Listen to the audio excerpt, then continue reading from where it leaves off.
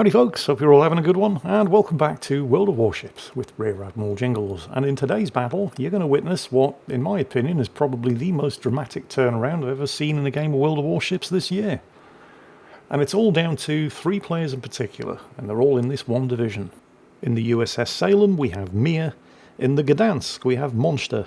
And here in the Japanese Tier 10 torpedo destroyer, the Shimakaze, we have Triple Strike.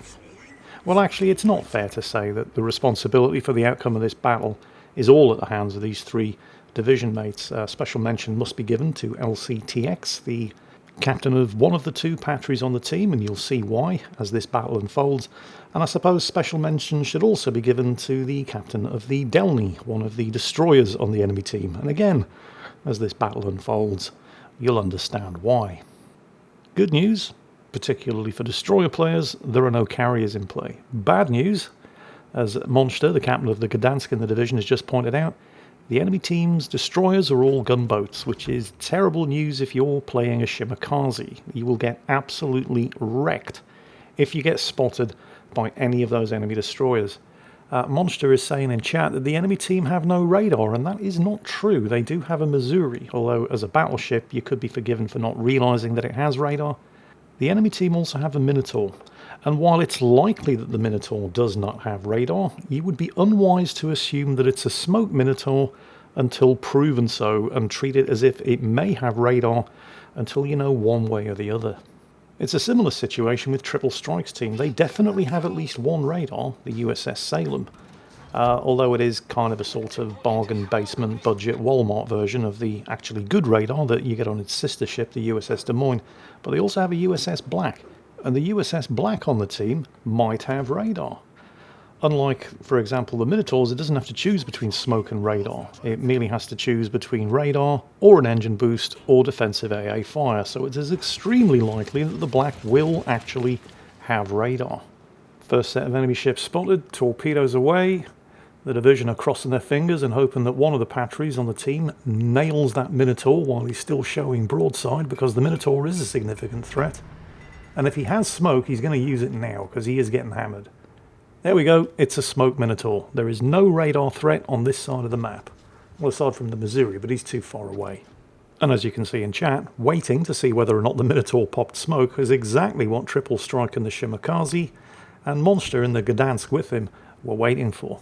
And as those torpedoes close in on the enemy Duncan, now seems like a good time to stop and ask if you've heard about our Lord and Saviour, Opera GX.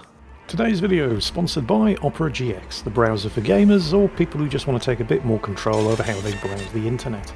It's not only smarter, faster, more private and less resource intensive than certain other browsers, yes, Google, Chrome, we're looking at you, allowing you to dictate exactly how much of your system resources is used by your browser so that the games you're playing don't turn into slideshows just because you're running a browser in the background, but also allows you to take unprecedented control over the whole look and feel of the browser itself, thanks to Opera GX's extensive built-in mod support. Regular viewers of the channel will no doubt remember that I'm a fairly big fan of the whole Cyberpunk universe, and I've been using various different Cyberpunk 2077 mods to customise the look and feel of my Opera GX. But CD Projekt Red have just released their very own official Cyberpunk mod for this browser. And being a complete sucker for all things Cyberpunk, I thought I'd take a look. And it's very, very nice. It's a bit more subtle than the browser mods I'm currently running, but that's the genius of the Opera GX mod scene. Because if you like the keyboard sounds from one mod, and maybe the background music from another mod, and the animated background desktop from another, then you can just mix and match them and combine them here in the mod control center. Or if you're feeling a bit adventurous, you can create your own from scratch thanks to the extensive built-in mod support. But no matter your preference, you should be able to find something you like from the absolutely massive selection over at the GX Mod Corner. And of course the best part, nobody's expecting you to put your hand in your pocket for any of this because it's a browser and browsers are free, and you can download Opera GX today by either clicking the link in the video description or heading over to operagx.gg/jingles4 and taking control of your browser experience today. And now that I've paid the bills, it's back to the battle. Just in time, for the Duncan to find a suspiciously battlecruiser-sized gap in that torpedo spread and get away without eating any of them. Since we know there's no radar threat though, this is the point where Triple Strike decides, well, let's see if we can set a fire. And he's going to have to rely on fires, because while the Shimakaze's guns ain't bad, it's very, very rare to see a Shimakaze captain take the inertia fuse high explosive shell skill to give its high explosive shells a bit of a bite against something as heavily armoured, well, even something as lightly armoured as a battlecruiser. The Shimakaze's guns can do a lot of damage to other destroyers, but anything with 25mm plating or more, you tend to have to rely on fires, and that's what he's going for. As is, by the looks of it, the Gdansk. Would it be unwise to hang around inside this smoke screen though, because the Duncan has torpedoes, and I think that is a Duncan torpedo, and the Minotaur also has torpedoes, and they have a 10km range, and you're definitely in... Oh, and there's the Delny torpedoes as well. Yeah, the Delny was just spotted.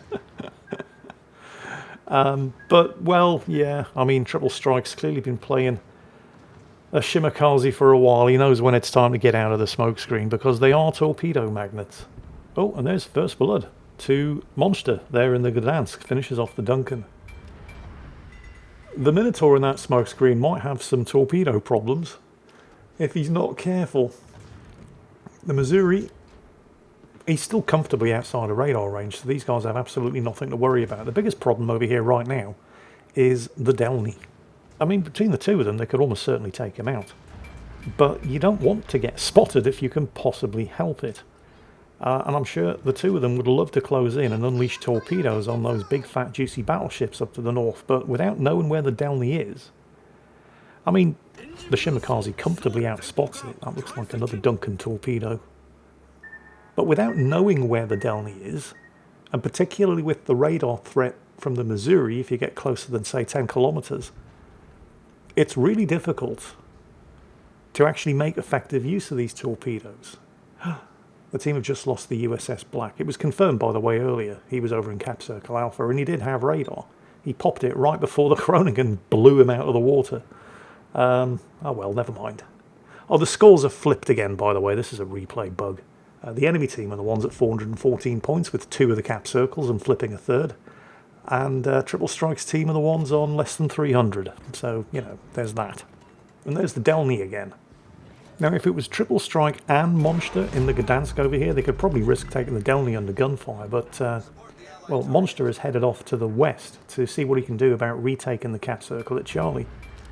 And Triple Strike doesn't want to start shooting at the Delny himself because, well, the Delny might shoot back, and that would be really bad, and also he'd get spotted and shot at by the Minotaur, and that would be even worse. So, instead, you can see the shots going in from overhead there. That's Mia down to the south in the Salem. Triple Strike's just concentrating on keeping that Delny spotted. And he comfortably outspots it, so, you know, this isn't really that much of a risk. The team have just suffered their second casualty, by the way. The other Shimakaze on the team just got gunned down by the enemy Harugumo. And momentarily there, the enemy team did have all 3 of the cap circles, but Monster in the Gdansk is currently flipping the cap circle at Charlie, and it looks like he's going to get away with it. Oh, beautiful torpedo hit there. That was an important kill, because the Minotaur, aside from the Delny, the Minotaur was the single biggest threat. What do you mean, Jingles? The Delny's still there. Well, yeah, but he's really not proven to be much of a threat, and he's also providing a spectacularly poor destroyer screen for the 2 friendly battleships, the Satsuma and the Missouri, up to the north, which is allowing Triple Strike to have his wicked way with them with what appears to be 12-kilometer torpedoes. Oh, the team have just suffered another casualty. The friendly main just got nuked by the enemy main, which is less than good. The enemy team are now comfortably over 300 points ahead. But don't worry, things are going to get a lot worse. How are those torpedoes doing? Oh, okay, that's good. The friendly submarine, the U-4501, just took out the Forrest Sherman. That's a very valuable kill. The Forrest Sherman is an extremely dangerous gunboat. And then one of the friendly Patries just got taken down again by the Groningen. That's, I believe, his second kill. Yeah, he's the guy who killed the Black earlier. The enemy team are now nearly 400 points ahead. And worse, they've regained control of the cap circle at Alpha, which was being threatened by the Patry that just got nuked. And then the team lose their Cerberus, the tier 10 Australian cruiser, momentarily putting the enemy team 500 points ahead until Monster in the Gdansk equalises it by taking out, well, he doesn't equalise it, but redresses the balance a little by taking out the enemy Harugamo. Looking at the torpedoes tracking on the Missouri over there, this is why I'm assuming that Triple Strike is running the 12-kilometre torpedoes, because they are probably the best combination of speed, range, and hitting power. And it looks like they're not going to hit the Missouri, but the Missouri was about 10 kilometres away and the torpedoes are still going, even though the Missouri has now gone undetected. And it looks like, yeah, those are the 12-kilometre torpedoes. If you're feeling especially brave in a Shimakaze, you take the 8-kilometre suicide torpedoes, because they hit like absolute trucks, but they do only have an 8-kilometre range, which makes, let's just say, Shimakaze gameplay very exciting. The Shimakaze's default torpedoes, the infamous noob tubes, have a 20-kilometre range, but they can be spotted from low Earth orbit, and it's a... whoa! Those ones appeared out of nowhere. Fortunately, there's a gap, and he's just about going fast enough to slip through it. That was a set of 5. I think that's the Delny. So he has circled around. For a second there, I thought it was the Yoshino, but the Yoshino has double quad launchers on each side, and that was a set of 5. So that's definitely the Delny. Alright, maybe he's not being entirely useless. Unfortunately, the team have now just lost their Frederick the Great as well. The enemy team are now a nice solid 500 points ahead, and they still have 2 of the 3 cap circles. And, you know, there's the small matter of the 2 kill advantage as well, although some of those surviving enemy ships are very, very low on health. Come on, somebody turn this around before it gets any worse. It just got worse. The team have just lost their other Frederick the Great. The enemy team are now nearly 700 points ahead. And if you're sitting there thinking, well, it's difficult to see how this could possibly get any worse, well, you're either new here or you seriously lack imagination. You'd think somebody might take out the enemy main over there before he recovers some health. You'd think that the torpedoes on the Patry were looking fairly good, but the first thing that's going to happen, yeah, there goes the U-4501. The enemy team are now over 700 points ahead with a 4-kill lead. And none of the torpedoes hit the Patry. Will somebody please shoot the main? I think there's nothing else for it. You're just going to have to do it yourself. And you're hoping for a fire here, because you're probably not going to do a huge amount of damage with 127mm high explosive shells. This is obviously dangerous as all hell. He instantly pops his smoke as soon as he starts getting peppered with secondaries from, I think it's the Patry over there. Because let's not forget, the Delny is still around. Fortunately, the Missouri is just outside of radar range. But with the Delny still around, and let's not forget there's also the Yoshino, which also has torpedoes, that smokescreen is now the world's biggest torpedo magnet. The good news here, if there can be said to be any, is that Monster in the Gdansk has flipped the central cap at Bravo. And with Triple Strike here, it's unlikely that any of these enemy battleships are going to want to get any closer than they already are to the cap circle at Charlie, so that's probably safe. And the Gdansk has nailed the Missouri, so that's another kill for Monster. And most importantly, that means the enemy team now have no radar. Not that the Missouri has been much of a credible radar threat this far. However, well, there's good news and there's bad news. Those torpedoes missed. There's a second set of torpedoes in the water, but Mia in the Salem is now taking the main under fire. Unfortunately, have a look across the map. Look at Monster's health bar in the Gdansk. It's not looking good, is it? It's not looking good at all. He just took a big hit. But with the enemy team 150 points away from winning, Mia's kill on the main does buy them a little bit of breathing space. Although, to be fair, those torpedoes would have gotten him, even if Mia in the Salem hadn't. Meanwhile, Monster in the Gdansk, fighting for his life, pops his radar, reveals the Groningen, and gets killed. Who knew that the Gdansk had radar? Apparently you lot did, but I didn't. Yeah, Triple Strike's team actually had 3 radars. Unfortunately, he revealed the location of the Groningen, who just claimed his 4th kill by taking out Monster. Looks like Monster did get some torpedoes away though, and a bunch of them hit the enemy Patry over there, but not enough of them. There's now only 3 of them left against 6 enemies. The enemy team are once again only 150 points away from winning. You might be wondering, what's the friendly Patry doing? If you look at the map, he's basically heading south at full speed because he's got no health left, but he knows an opportunity when he sees one, and a single salvo finishes off the enemy Patry, sending him to the bottom. But it's only reduced the enemy team back down to 800 points, and they still have 1 cap circle, and somebody is flipping that central cap at Bravo. Right now, what Triple Strike wants to know is how many hit points the enemy Groningen has, because that guy, and he's on 4 kills, is going to be a problem. Unfortunately, he's sort of getting conflicting reports back from the rest of his team. At first, Monster said, oh yeah, he's on full hit points. And then a couple of seconds later, he said, well, maybe half hit points. I don't know. Which isn't really helping the situation. And let's not forget, the Delny's still out there as well. And while Triple Strike still comfortably outspots the Delny and the Groningen, and there's the Patry, yeah, with that much health, you can see why he's heading south and trying to stay as alive as he possibly can. But while Triple Strike does outspot the Groningen and the Delny, he does not outspot the Balau. Yes, the enemy team still have a submarine. Mia pops her radar, and it's excellent timing. The Groningen was trying to sneak around to the south and flip the cap at Charlie. The Groningen, however, is Mia's problem right now. Those were some extremely good torpedoes, fired completely blind, by the way, by the enemy Yoshino. Thankfully, Triple Strike saw them in time. Then he gets momentarily spotted by the Balau. Mia takes out the Groningen. That's fantastic news. The cap circle at Charlie is safe. The submarine, however, is going to be a big problem, because it's the only thing left on the enemy team that comfortably outspots Triple Strike Shimakaze.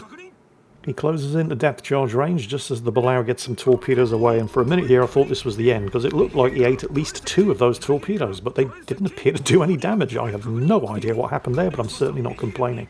The submarine once again dives. He's going to have to slam the brakes on here or run into even more Yoshino torpedoes and just hope that the Balau rushed underneath him to try to get behind his depth charges. And he's scoring the hits, and he's set a fire, and he's got him. But then potential disaster. Again, some excellent torpedoes from that Yoshino, but he's just able to get up to speed again in time to slot through the gap between the middle sets of torpedoes. It's now once again 3 on 3. Well, I mean, it's not once again 3 on 3. I think this is the first time it's been 3 on 3, but I mean, the enemy team are still 150 points away from winning. But this, I think, is now the 3rd or 4th time they've been about 150 points away from winning, but they just haven't been able to capitalise on it. These guys, I mean, the Patry down to the south, still got no health. I don't think he's got any charges of repair party left. I mean, he's been taking the opportunity kills as and where appropriate. And obviously, the 3 members of this division, Monster in the Gdansk, Mia in the Salem, and Triple Strike himself here in the Shimakaze, have been responsible for the majority of the enemy team's deaths. Triple Strike dropping a smoke screen there for Mia, spotting not just the Satsuma, but a broadside Yoshino. Mia in the Salem instantly switches to armor piercing and starts hammering the broadside. But the Patry down to the south, this guy knows an opportunity when he sees one. Holy... Did you see that? That wasn't even a detonation. That was just the patch. I mean, it might only have a couple of thousand health left, but it's still got all of its guns, and those guns pack a punch. Now, the Satsuma. He's probably sweating bullets around about now, thinking, where did it all go so horribly, horribly wrong? It doesn't look like he's got shots on the Patry, so that was a very, very good opportunity kill from the French super ship. Triple Strike closing in, trying to ensure that he stays spotted, so that Mia in the Salem can make the most of her autoloader 8-inch guns. But where's the Delny? Honestly, your guess is as good as mine. I can't even remember the last time we saw him, so whatever he's been up to, it's been 100% ineffective.